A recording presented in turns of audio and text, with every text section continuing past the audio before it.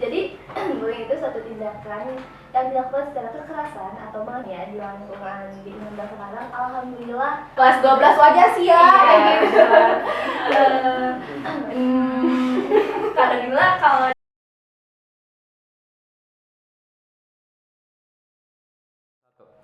Halo semuanya, selamat datang di Pom Pom podcastnya MPK. Jadi tamu kita hari ini ada Kak Nabila Jihan Praha, Duta Genre Kabupaten Tangerang 2023-2024. halo semuanya, halo teman-teman Senangmas dan halo teman-teman Gen Ranger. Jadi gimana nih kabar Kak Nabila hari ini? Alhamdulillah kabar aku baik sekali. Walaupun diterpa sama tugas Aduh.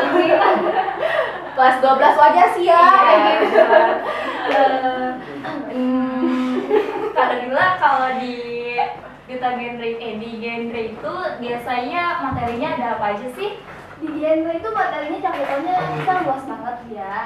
Kita ada materi inti, materinya itu tentang 8 substansi genre. Itu ngebahas soal PUP, 8 fungsi keluarga, nafzah, HIV/AIDS, Kespro, dan sebagainya lagi. Terus kita juga ngebahas soal stunting, anemia gitu, yang berkaitan dengan kependudukan.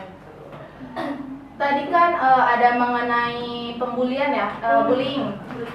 Menurut kakak itu atau menurut pandangan dari duta-duta genre yang lain itu tuh bullying itu seperti apa sih kak? Jadi bullying itu adalah suatu tindakan seseorang yang dengan sorry maaf Nggak ya bisa di-cut, bisa. Oke. Jadi bullying itu suatu tindakan yang dilakukan secara kekerasan atau mengancam seseorang untuk mengintimidasi gitu, untuk memberikan rasa takut kepada orang lain gitu. Karena bila di sekitar sekolah atau gimana gitu kan, kalau di sekolahan, di kampus, bahkan di warga-warga juga kan biasanya banyak banget tuh bully kan.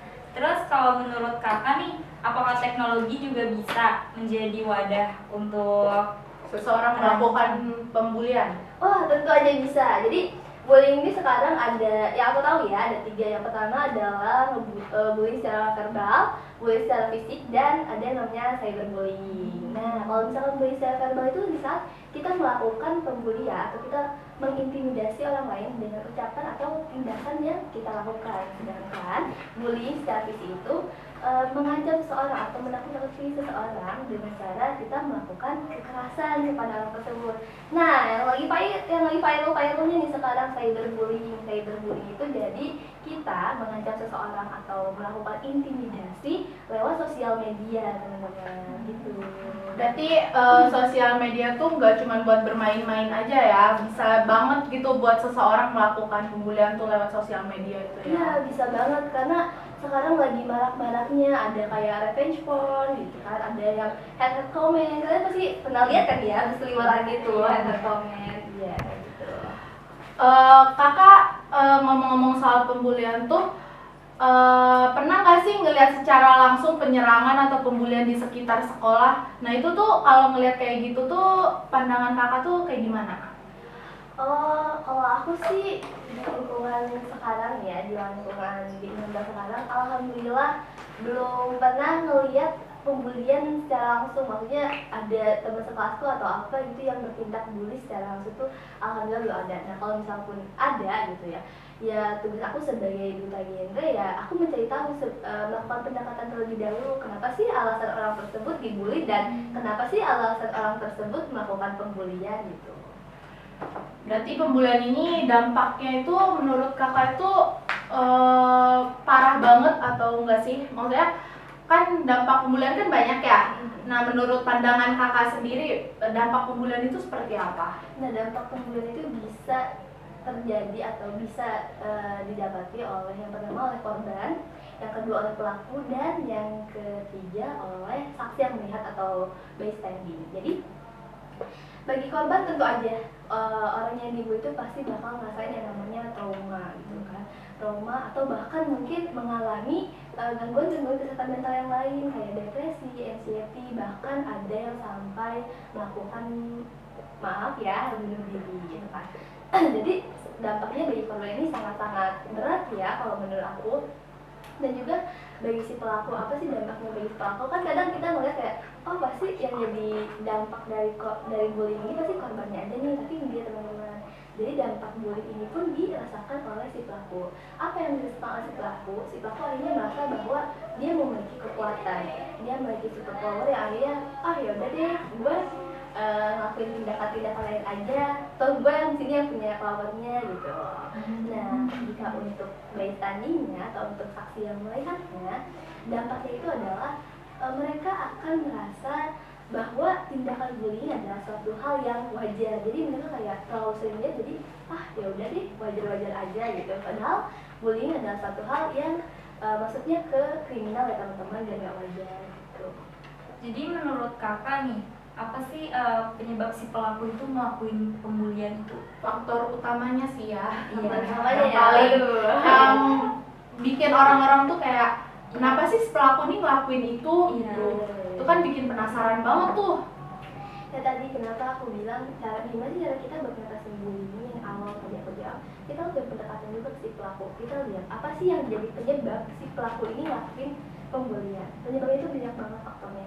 Yang pertama ada dari lingkungan. Lingkungan tuh benar-benar menjadi faktor utama pembangun diri seseorang, termasuk perilaku bullying tadi. Nah, kalau misalkan di lingkungannya, contoh di lingkungan keluarganya, orang tua ini sering banget dia ribut, sering banget dia melakukan kekerasan, akhirnya ya dia melakukan tindakan kekerasan itu, dia mencontoh gitu ya, dan melakukannya ke teman-temannya. Nah, ada juga lewat sosial media gitu, karena kayaknya keren deh ngelakuin pembulian, kayaknya gue bakalan dapet power banget nih gitu. Itu kan banyak ya. Iya, sekarang iya kayak kan, gitu. banyak kan dari konten-konten orang gitu. Nah, dari situlah orang bisa kayak, gue jadi pengen bully orang deh gitu. Atau mungkin dari teman-temannya nih, teman-temannya yang emang pergaulannya kurang baik, jadi kayak dia mencontoh dari teman-temannya, atau teman-temannya tuh mensupport dia gitu, minimal kayak ya udah kita bully sini aja, lanjut aja gitu, juga bisa terjadi. Berarti dampaknya ini benar-benar bahaya Iya banget sih. ya buat pelaku maupun buat korban tuh dampaknya benar-benar luar biasa banget. Ada nggak sih Kak cara buat mencegah si pelaku buat ngelakuinnya itu dari pandangan teman ya, maksudnya itu cara biar temannya ini nyegah si pelaku ini gimana sih? Nah, caranya ya, cara yang bisa kita karena kan kita sebagai teman kayak, aduh, gue siapa gitu, karena rasa Iya, gitu benar. ya kan, gue siapa, Canggung iya, gitu. canggung kan, gue siapa, gue gak deket, gue bukan mereka, bukan segala macam. Caranya ya tadi, kita lakukan pendekatan, kita tanya, kenapa sih lo tuh ngebunuh orang lain gitu kan, kenapa sih lo tuh bertindak kayak gitu. Nanti setelah kita tahu nih ya, ternyata lingkungannya, ternyata pertemanannya, media sosialnya gitu. Dan dari situlah kita analisis lagi gimana ya caranya biar si anak ini atau teman kita ini bisa keluar dari zonanya. Kita ajaklah dia ke hal-hal yang positif gitu. Kalau Kak Nabila sendiri pernah nggak sih kalau jadi korban bullying itu? Aduh, Kalau aku sendiri pernah itu jadi korban bullying pas aku SMP, waktu di pondok pesantren gitu. Biasanya pesantren tuh banyak banget Iya. ya. Iya, karena kayak lumrah banget gitu ya kalau di pesantren tuh kayaknya. Perasaan kakak ketika pelaku melakukan hal tersebut ke kakak tuh gimana? jujur ya, waktu aku menjadi seorang korban gitu ya, aku merasa kayak aku salah terus ya gitu, kayak aku kayaknya gak cocok dia di sini, kayaknya aku banyak kurangnya, aku gak cocok berteman sama mereka, aku jadi ngerasa rendah diri banget gitu. Sampai ini tuh akhirnya ngebawa aku buat jadi apa ya, maksudnya ngebawa aku akhirnya kena depresi. Oh iya. Depresi ya. Iya. Bahkan seorang Kak Nabila kita lihat sekarang pun pernah merasakan depresi. Iya, bener banget. Dampaknya sih benar-benar ini sih, benar-benar menghasilkan apa orang. Berarti justru pembulian ini jauh lebih bahaya ya dari narkoba ternyata. Banget sih. Ini benar-benar. Selain pembulian tuh kan pasti di kalangan siswa tuh mungkin kalau sekarang tuh dianggapnya kayak wajar banget soal pelecehan. Ini tanggapan kakak soal pelecehan tuh gimana sih kak? Kan sekarang banyak banget nih kayak cowok, ada cewek lewat aja langsung siul-siul, catcall gitu kan. Kayak kita sebagai cewek tuh pasti kerasanya kayak, ih kamu apaan sih? Risih kan? Itu tanggapan kakak tuh kayak gimana sih kak? Jadi aku sendiri aku sangat benci banget sama yang namanya pelecehan seksual. Kenapa? Karena selain pelecehan seksual itu ngebuat si korbannya menderita trauma segala macam, pandangan masyarakat terhadap korban pelecehan seksual ini benar-benar bikin aku muak. Karena terkadang kita nih udah jadi korban nih ya, kita udah korban masih disalahin. Itu bener banget. Apalagi suka ada yang bilang pakai bajunya sih seksi terus. Bener Kayak gitu. bener banget. Nih ya, aku mau pesan nih ya buat teman-teman semua nih. Pokoknya kalian tuh jangan sekali-kali mewajarkan gitu atau menormalkan tindakan pelaku dengan dalih pakaiannya yang mengundang nafsu segala macam.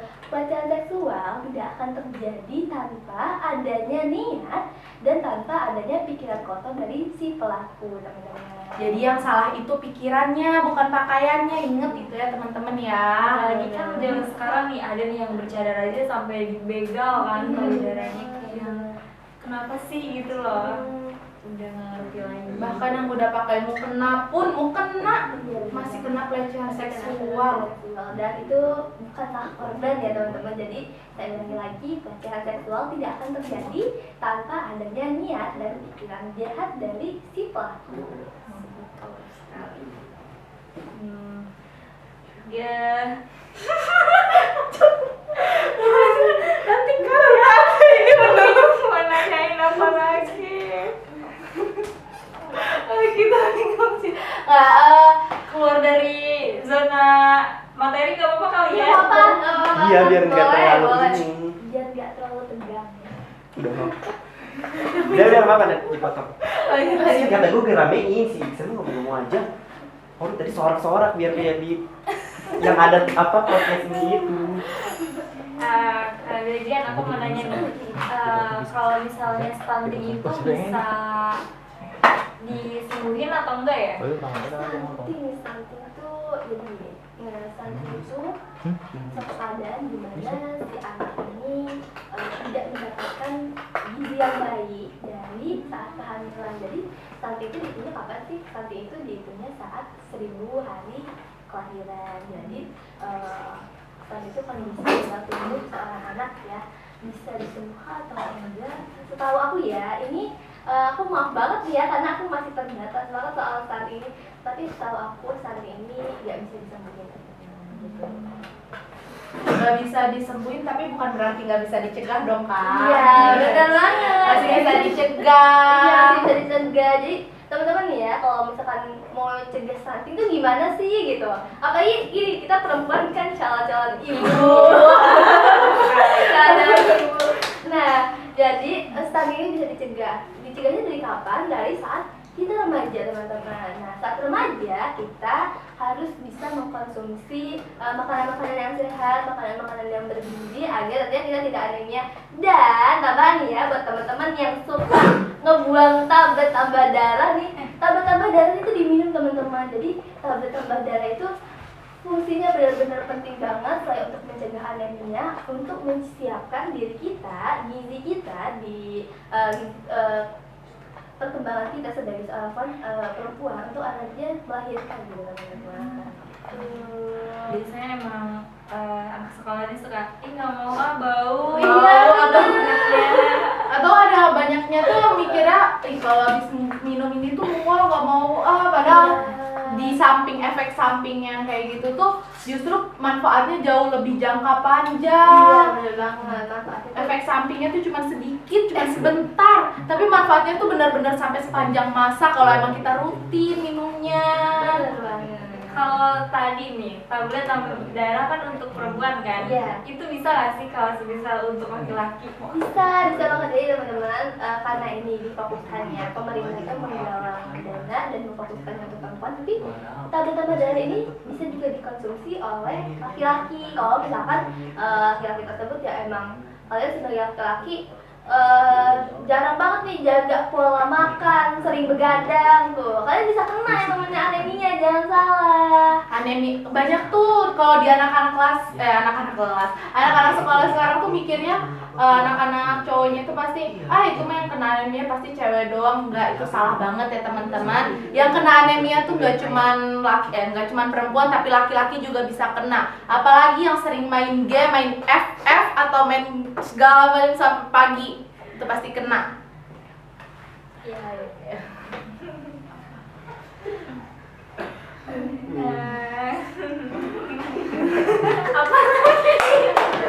Lu akan bicara apa kayak dan seputar tips-tips bentar lagi waktu.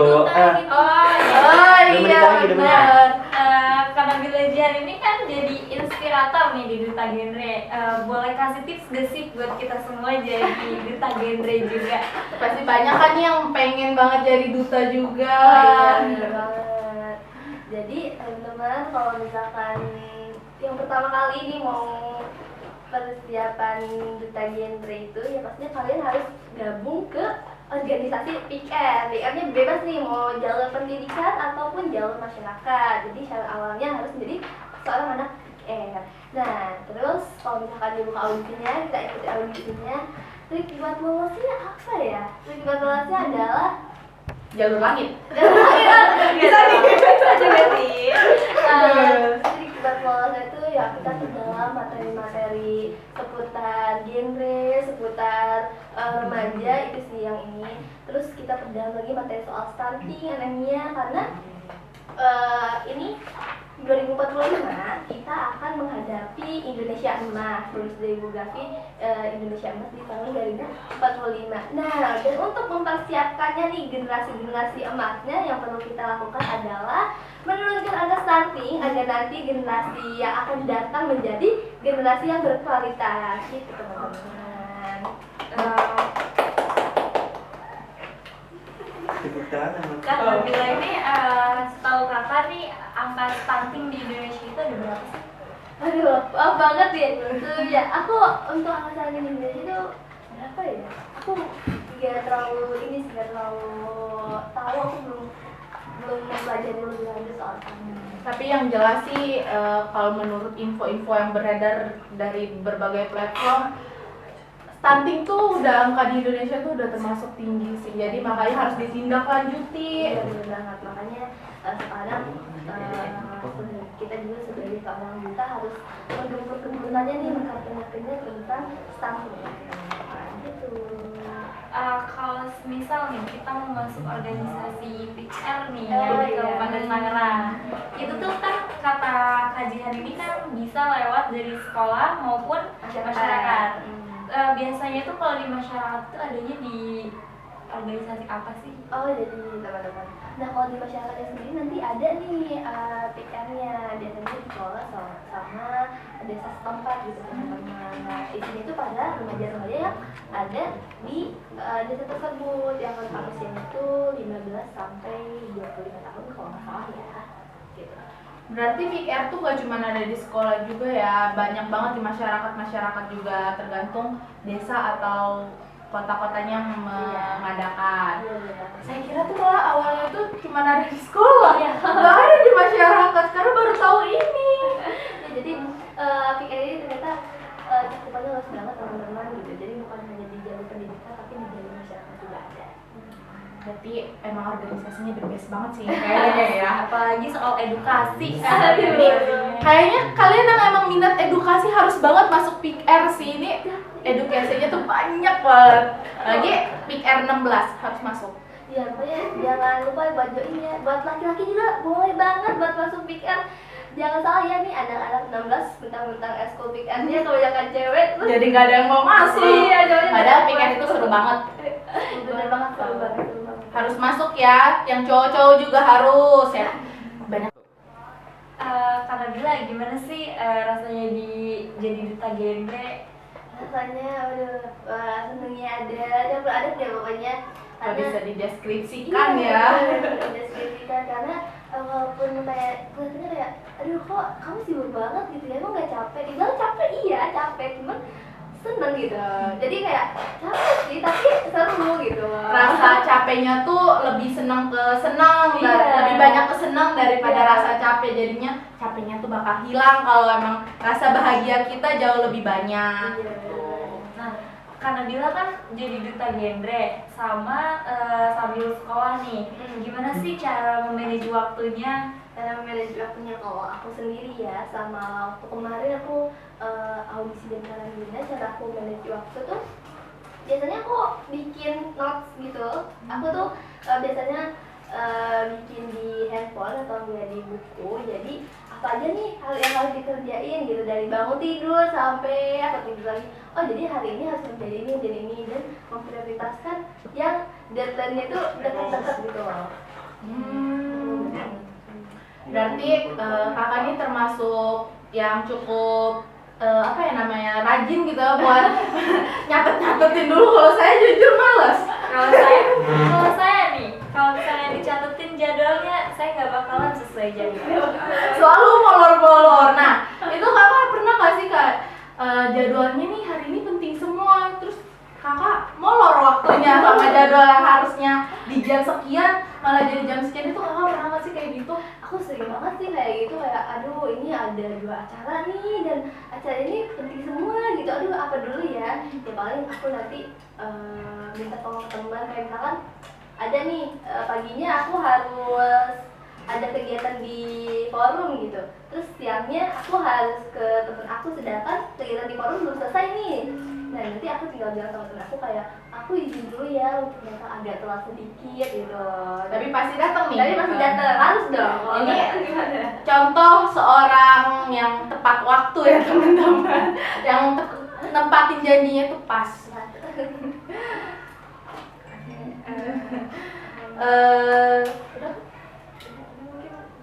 Kesan-kesan kakak ketika kami undang gimana nih? Karena kan cukup mendadak ya kita undang, baru hamil berapa hari dan ini semua. Gak apa-apa. Aku awalnya kaget ya, aku di chat sama Ihsan waktu itu kayak ternyata anak MPK mau bikin podcast, lo keren banget mau bikin podcast gitu kan. Aduh, yaudah deh aku langsung setujuin dan alhamdulillah hari ini jadwal aku lagi kosong gitu. Soalnya kita juga sempet takut kalau kakak nggak ada waktu, soalnya yang namanya duta tuh udah pasti waktu Iya. luangnya tuh bakal diserahin ke forum-forum, pasti susah banget buat tentuin waktunya. Dan ternyata kita bisa dapat waktu itu, kita benar-benar bersyukur sih. Karena kalau nggak ada kakak kita mau ngundang siapa lagi, bingung. Apalagi kan kita ngundangnya cuma sekali, maksudnya nggak atur jadwal lagi gitu kan. Beruntungnya kan kita ngatur wajib. Nggak bisa cut ya. Cut please. Dan untungnya juga kita ngatur jadwalnya itu sesuai dengan jam kosong kakak. Iya. Keren banget sih. Berarti emang direstuin kita untuk bertemu dan kita sharing-sharing lebih jauh. Iya bener banget sih. Sebenarnya aku juga nggak terlalu yang padat-padat banget, cuman karena akhir-akhir ini aku ada kegiatan dari sekolah biasa, uprah, program dan persiapan buat menuju duta provinsi. Jadi makanya kemarin, aduh hari ini ada pertemuan gak ya buat beres-beresin berkas, ternyata gak ada gitu karena udah selesai di hari gitu. Wah, sepertinya ini emang mau maju sampai duta nasional ini kayaknya. Semoga tercapai, semoga benar-benar bisa sampai duta nasional. Kan kalau ada siswa dari sekolah ini yang naik sampai nasional kan kita juga yang ikut banget. Sekolahnya ke bawah harum, semuanya jadi ikut seneng. Amin amin. Mungkin untuk sharing-sharing kali ini cukup sampai sini dulu aja kali ya. Mungkin nanti kedepannya kita bakal undang yang teman-teman Kak Nabila yang dari luar supaya kita sharing-sharingnya juga bisa lebih jauh lagi, bisa lebih luas lagi, bisa dapat pengalaman dan pengetahuan yang jauh lebih seru lagi. Terima kasih ya. Terima kasih Kak Nabila. Maaf banget ini kita ngerepotin. Gak apa-apa. Terima kasih buat teman-teman semua yang undang-undang aku dan suatu kebanggaan bisa diundang sama kalian. Oke teman-teman semua, sampai jumpa di pom-pom selanjutnya. Dadah!